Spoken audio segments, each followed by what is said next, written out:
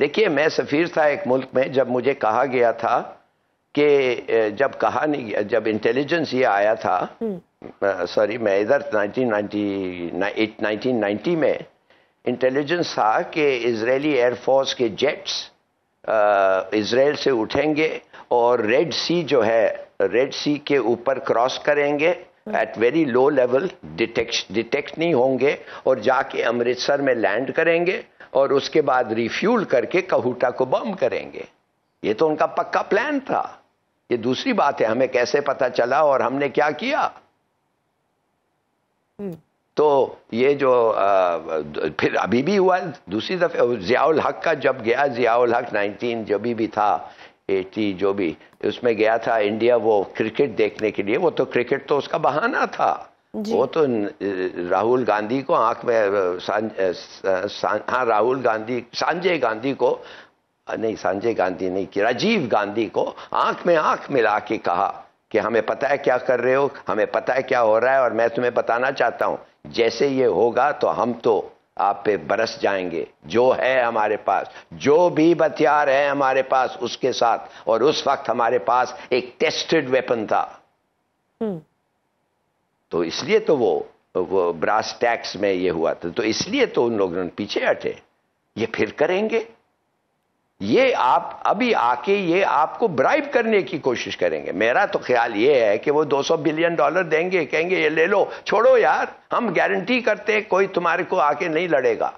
Ukraine को इन्होंने यही किया था। यूक्रेन को इन्होंने कहा था तुम्हारे जो न्यूक्लियर वेपन सोवियत यूनियन ने दिया है और जो इस वक्त यूक्रेन में है वो छोड़ दो, गिव देम अप, हम गारंटी करते हैं, लिख के दिया था यूक्रेन को। तो यूक्रेन ने छोड़ दिया और आपने देखा, अगर पुतिन ने देखा कि ये मान ही नहीं रहे, पुतिन ने कहा ये चाहते हैं कि हमें सराउंड करें और यूक्रेन को भी नेटो में ले जाएं, तो उसने इन्वेड किया। अगर न्यूक्लियर वेपन्स होता ना, वो इन्वेड नहीं करता, इसलिए कि यूक्रेन के पास न्यूक्लियर वेपन्स थे। तो देखिए, आपके पास जो एक हथियार है, मैं तो कहता हूं, माफ करिए आपके व्यूअर्स भी शायद चौंक जाएं, मैं कहता हूं it's a weapon of peace. Nuclear weapons Pakistan is a weapon of peace. ये बताता है हमारे हमसाया मुल्क को 10 गुना ज्यादा एरिया, लैंड, पॉपुलेशन और इकोनॉमी 10 गुना ज्यादा है उनका। उनके फोर्स देखिए, हमारा फोर्स देखिए, हमारा क्या फोर्स है। हमारा एयर फोर्स बड़े अच्छे लोग हैं, बहादुर लोग हैं, मगर it is 1/4 the size of India, एक चौथा हिस्सा है। हमारा आर्मी 1/3 है इंडिया का। हमारा नेवी 1/6 है या 1/8 है। तो ये क्या है जो ऐसे मुल्क को रोक रहा है, ऐसे दुश्मन को रोक रहा है जो हमारे से नफरत करते हैं? एक ही चीज, तो हमारे लिए the nuclear option is a weapon of peace. Right. और वो सर, वो उधर भी थ्रेट है ट्रम्प की जानिब से भी। तो फिर सर हमें इस सारी सिचुएशन की संगीनी का इदराक है, हमें रियलाइजेशन है, और पाकिस्तान को क्या करना चाहिए? तो हमारे पास मौका था ना यार, हमारे पास भी मौका था। 20 साल से हम चीन के दोस्त हैं। क्या किया है हमने? कोई ट्रीटी है उनके साथ? कोई बेसिस है उनके?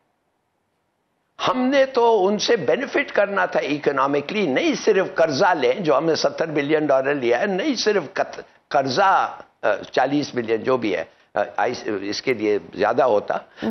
हमने क्या किया है?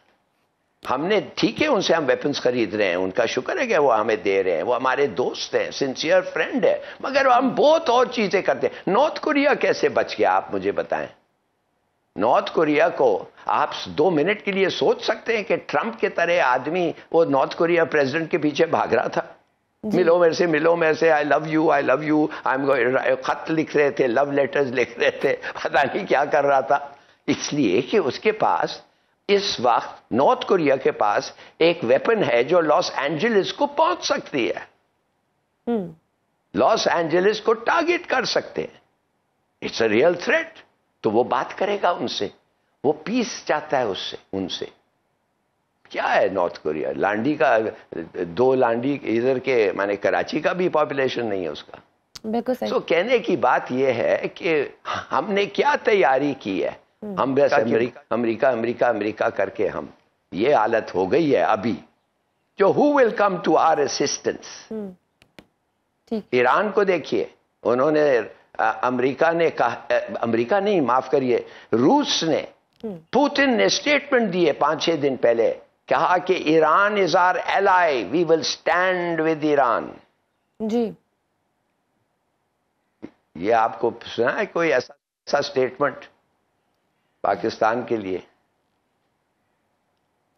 बिल्कुल सही सर। ट्रंप इंतजामिया और पाकिस्तान था आपके पास?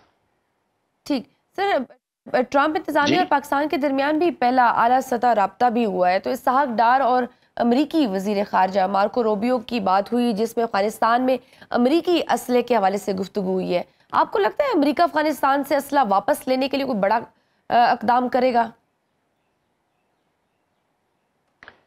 देखिए जी, अखबार में लिखा हुआ ये है, और इंटेलिजेंस सोर्सेज माने के सोर्सेज जिनको पता होना चाहिए वो कहते हैं, पता नहीं सही है कि नहीं, मैं तो समझता हूं बिल्कुल सही है, कि पेट्रियस, जो जनरल पेट्रियस है, जो नेटो का कमांडर होता था जी, उसको चाइना ने री एम्प्लॉय किया है।